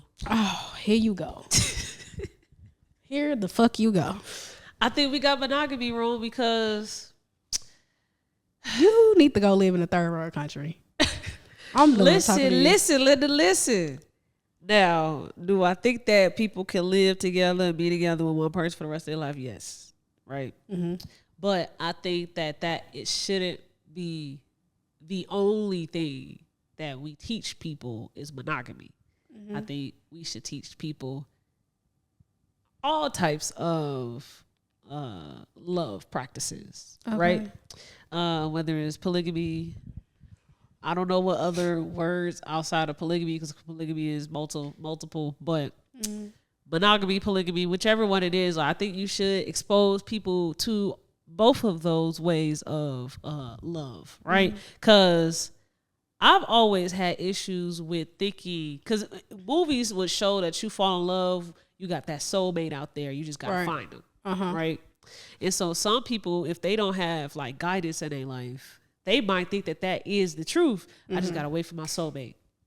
I don't believe in soulmates. I think that is a lie. I think that it's just based off of compatibility. Mm-hmm. And there's multiple people that you are compatible with, and you just got to build a relationship with them, and you are able to build relationships with multiple people. I do think that you can be in love with two people, like more than one person at one time, just based off that idea of compatibility being what the way to find your partner, instead of just thinking there's only one person out there that is exactly perfect for you. Mm-hmm. Cause like even with friendships, like you mesh with me a different way than how you mesh with Shawnee. Mm-hmm. We are totally two different people, but you both mesh with both of us for different reasons. Mm-hmm. And you've built strong relationships with both of us. And it's the same way that you can do it with, now you had a guy that you fell in love with, you got a new guy that you love with. Mm-hmm. You don't love them exactly the same way, but you were able to achieve love. Mm-hmm.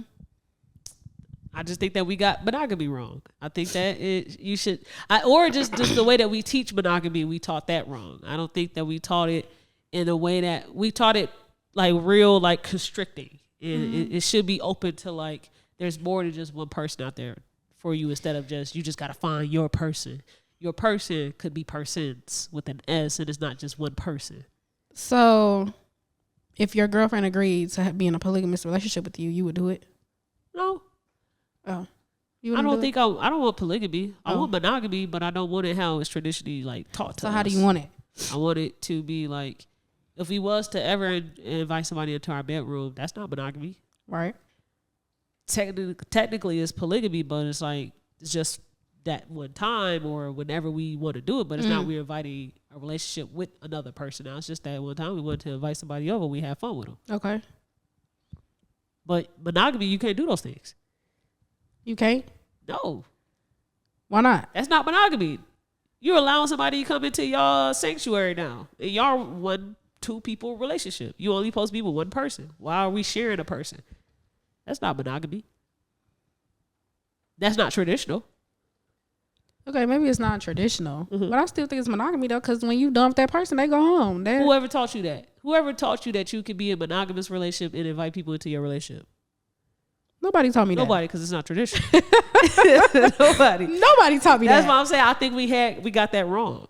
I think you can do whatever you and your partner want to do and still remain together with each other. Okay, so then why wouldn't it just be called a threesome?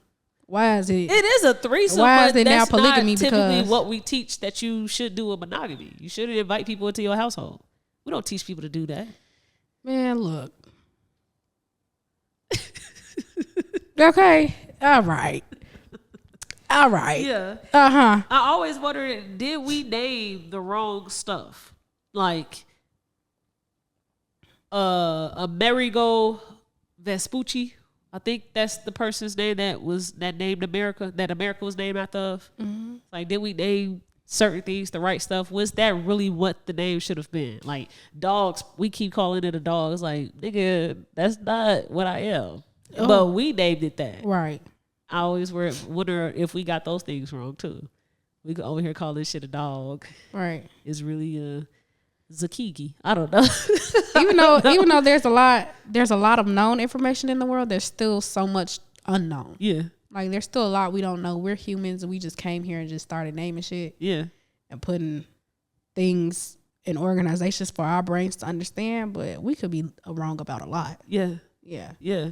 Like, we just think we so fucking right. Yeah. Yeah. It's probably embarrassing. It is. Yeah. Yes. It's like, man, I wish this dog could talk and really tell me if I got it right. And I mean, they probably could. Mm-hmm. I mean, like, I don't really know, how much of dogs' brains we're even using, but we're not using them to their capacity. Mm-hmm.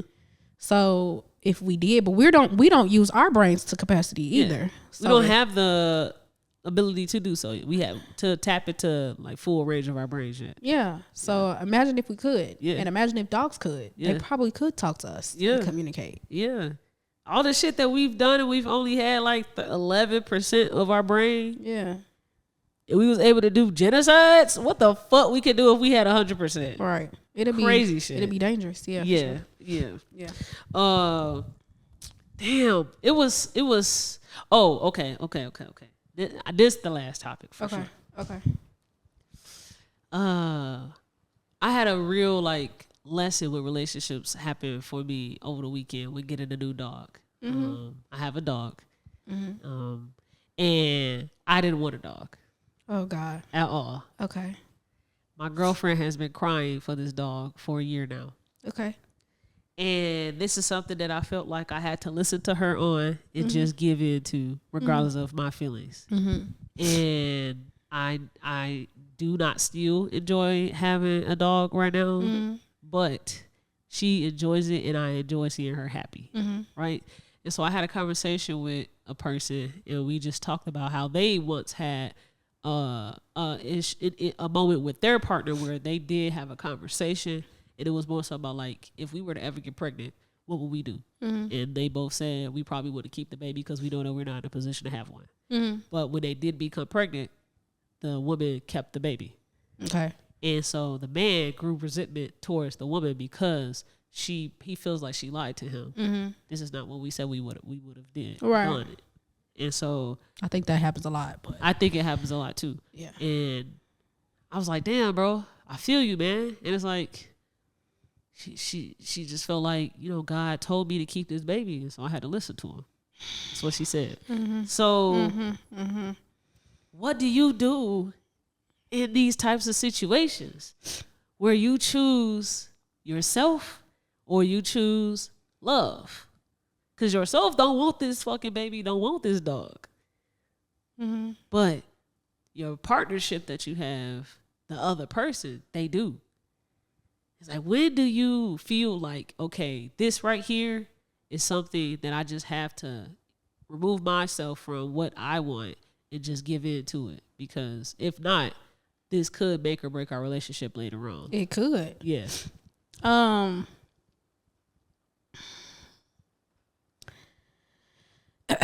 I think what's interesting about these topics in pertaining to like a dog and a baby, I think they're very similar. People like to joke and say like, oh, dogs aren't humans, blah, blah, blah. The dogs are big responsibilities. And they might not be as big of a responsibility as an actual human child, but they require a lot of time, a lot of money. Dogs are extremely, have you seen a vet bill?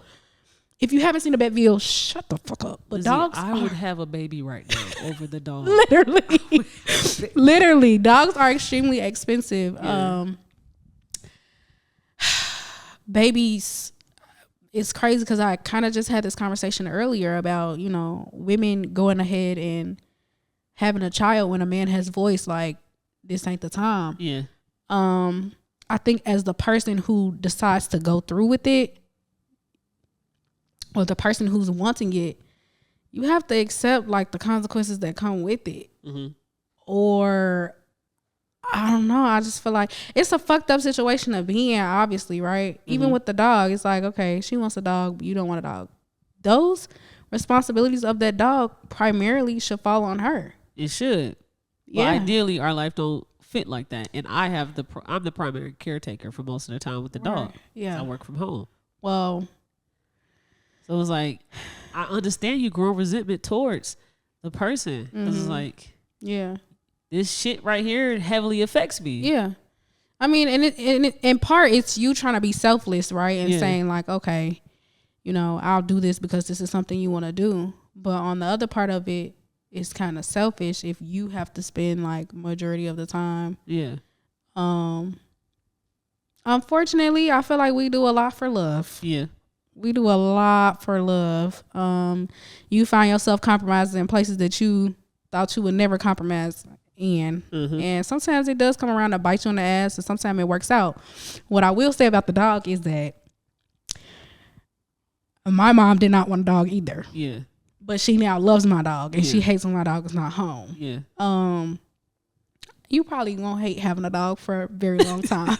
You'll probably come around to it. The more y'all grow a relationship, and it kind of works the same way with a child, right? Like, as long as the guy is not a deadbeat, even though he don't want the child, he will usually just step up to the plate and just do what needs to be done. You know what I'm saying? Because like at the end of the day, that child didn't ask to be there. This dog didn't ask to have this home. You know what I'm saying?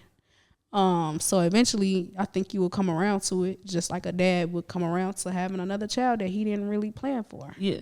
I came around to the dog already. I love the dog. The dog's great. Cool. So I'm glad that's the dog we chose. It's just a reminder of this constant responsibility that should fall on the other person and not me. But ideally, our life is not set up for that to be on her end right now. Right. Right. So it's like, so what if it was an actual human child? Would you still have that same perspective? It'd be different because I can move around a bit more with the child than a puppy. The puppy, you can't keep it. You can't have it around everybody. You can't have your baby around everybody either. But it's like, my job gives maternity leave, paid. You said you could be off. I could be off. Right. The doggy? No. Right. No, I cannot. I literally this was my first day today, full day, where I watched the dog while I worked. I could not fucking focus. The dog, I had to tend to that dog almost 2 hours out the day. Had to keep tending to the damn dog. Yeah. I wouldn't have to do that with the baby. The baby might poop. The baby might cry. I could put the baby in my lap. They'll fall asleep. You know, got my computer. Like, I could keep doing things while having the baby. It's a little different. It's a little different. But yeah. I mean, think having a dog is a big commitment, and they usually say like, if you don't want the commitment, don't get a damn dog because it's hard. Yeah.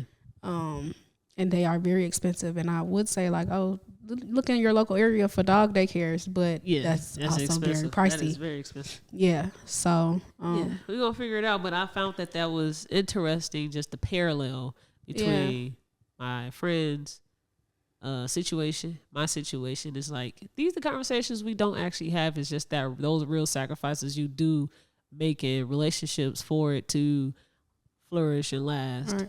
And I know somebody going through that exact same situation with the baby stuff. Like, why do women do this?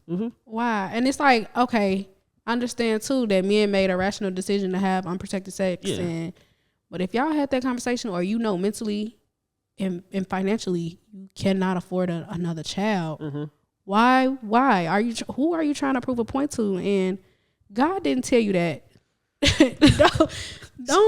Don't do that. We can't say God didn't tell her that. We don't know. Okay, we can't say it. We can't say what connection she got with God. But the bills told you that you can't afford that baby. The bills told you. That house you live in, that's only one bedroom. Yeah. I don't know these people in particular that you're talking about, but I'm just saying like certain scenarios. Yeah. You knew damn well. Yeah. You didn't have room for another person. Yeah. So why? Why do women do that? Why? People be having casual sex way too much, man. Yeah.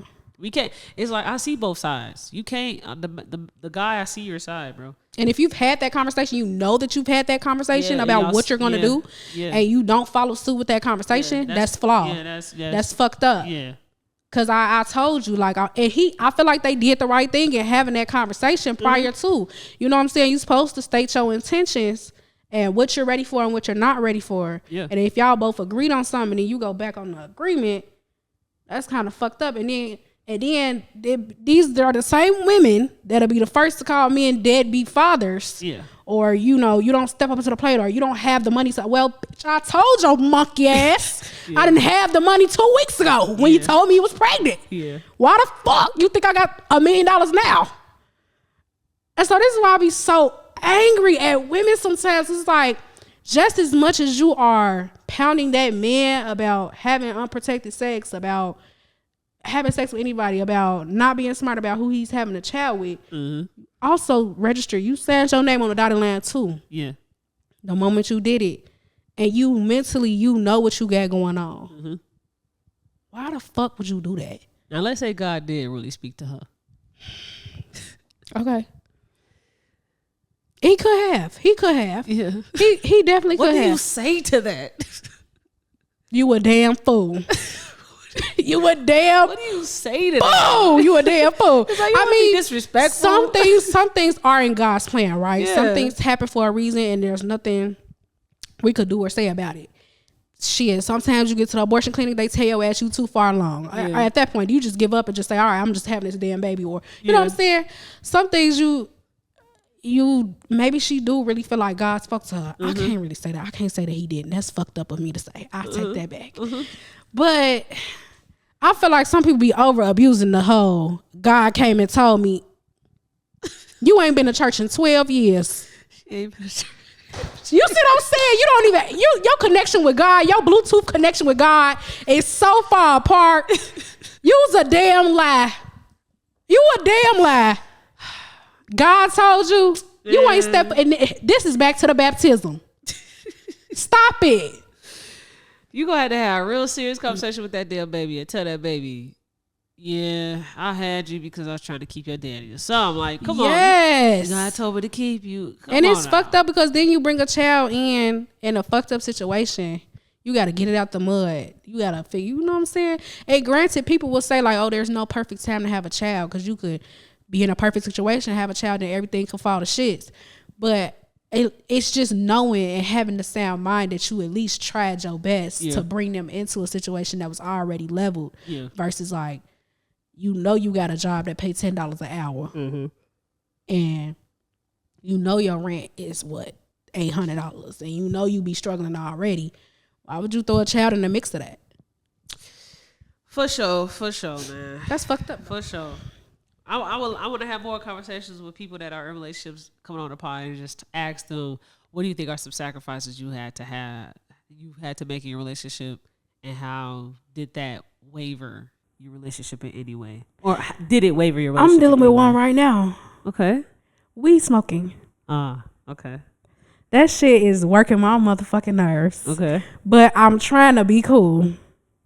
I'm trying to be cool. Like, I'm trying to get him to understand that, like, at this point, you're not doing this for mental stability or your nerves. Mm-hmm. You're doing this for leisure. Mm-hmm. And I'm not asking you to stop. Yeah. I think you should just dial back Mm-hmm. because you have no sober moments in the entire day. Mm-hmm. And usually when we're together, that's majority of his sober time. Mm-hmm. But then by the end of that time, he like, I gotta smoke. Yeah. I'm like, what the fuck is wrong with your ass? Like, what is wrong with you? Is this crack? At this point, it's fentanyl. You know what I'm saying? Like, Yeah. You can be addicted to weed. You don't think you can. People swear up and down, oh, I can stop whatever I want to. Well, pour it out right now. Yeah. Flush it down the toilet right now. I bet you have a heart attack. Yeah. I played a prank on him. He was about to kill me. I swear to God, he was about to kill me. I hid the weed so he couldn't find it. Yeah. He went ape shit. Where's my weed at? Where's my weed at? He stopped talking to me. He sat down on the bed. Stop talking to me. I said, over some damn weed? Are you fucking serious? Yeah. He's like, bro, don't talk to me till you get my weed back. I said, I flushed it down the toilet. Bro, stop playing with me. You ain't from. I'm like, damn, it's weed, bro. What the fuck? Like, Yeah. at this point, it's crack. Stop playing with him. I said, the weed is right here. It didn't go nowhere. Oh, okay, we could be friends again. What the fuck you? Man, y'all, man, let that weed go, man. Let that weed go. If you can't go your whole day without being high, let that weed go. You are not so addicted, but bless you. You're not addicted to it, but bless you. Oh, y'all, I'm sick. Excuse me. Maybe I should smoke some cannabis, huh? Maybe it'll help me. Maybe. Oh. Some herbal tea, something. I don't know. Yeah, I wouldn't say you addicted, but you have what is it? When Codependency? Yeah, codependent on it. Yeah, that's what you probably are. Yeah, let's wrap it up. So I tried to hold it in for as long as I could. you got any gems to get up out of here, or all right? My gem for this episode, it probably might be the last gem of the season. We'll see how next last episode go. But excuse me, y'all. I guess leaning on to this whole sacrificing topic, know when to make a sacrifice and when not to make a sacrifice for a relationship to last. Because sometimes you could be missing out on your blessing because you choosing yourself way too much and not listening to the other party. That's my gem. I saw a video about, since we on the topic of relationships, that said if you're in a relationship with a person, get in the relationship for who that person is now and not for who you want them to be or who you think they'll turn into, because you can't like change people. A person is the characteristics, the values, the morals, the foundation of a person is who they're going to be through and through. You can't change a person's values unless they want to change them. You can't change a person's morals unless they want to change them. And so I think a lot of times women in particular will get in relationships and be like, oh, well, I think he has so much potential. Or I think he can be great, blah, blah, blah. No, stop. They said, stop doing that. Yeah. Date a person for who they are now, because if that person says, will you marry me? Could you live with that person your entire life? Could you be with that person that they are today your entire life? And so I thought that was very interesting. That, you know, it opened your eyes, your perspectives to a lot of stuff. And so, take me the fuck as I am. Facts. Okay, take me as I am. Don't be trying to change me. Yeah, don't be looking for the potential in me. The fuck? You trying to get me to fucking be better? Oh my God. Well, I ain't gonna say all that, but yeah, take me as I am. You know what I'm saying? Either like it or leave it. Her. So yeah. All right. Well, that was episode 99. 99 problems in a bitch. We got ain't one more left for y'all. Bird. We also have a Patreon. Bird. Now, this Patreon is new. I wanted to introduce it for the last bit of season 5 so that you all will know that coming season 6, Yes, the ma'am. 2 episodes that you once got every week will go to Patreon. So you'll still get one for free on YouTube or wherever you get your streaming, But that second one will now go to Patreon. And you also will have access to bonus episodes like the one that was dropped where Jonesy, I, and Jay talked about the big three. Well, not the big three, the Drake and Kendrick beef. So those are bonus episodes. That wasn't necessarily the second episode of the week. This episode with Lizzie was the second episode of the week. So you'll have bonus episodes.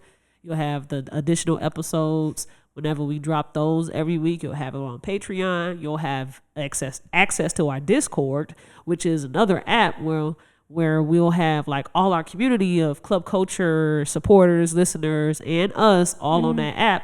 You'll be able to chat with us and give us feedback. We could all talk about stuff that had happened in the episodes in real time together. We could go live and we can all chat one day. Like, let's say me and Lizzie just still got some time to kill on a Sunday shooting. We hop on Discord, we see who online, and we start chatting with y'all. Like, you'll be able to do those types of things on our Patreon if you choose a membership. You also get 15% off on anything in our merch store with whichever membership that you choose. So, yes, sign up for our Patreon. Period. That's the big news. Yeah. If you're on YouTube, make sure you like, comment, subscribe, and hit that bell. And if you're on your favorite streaming platform, thank you for tuning in, and make sure you leave us a rating. Peace. Oh. Just watch the damn podcast.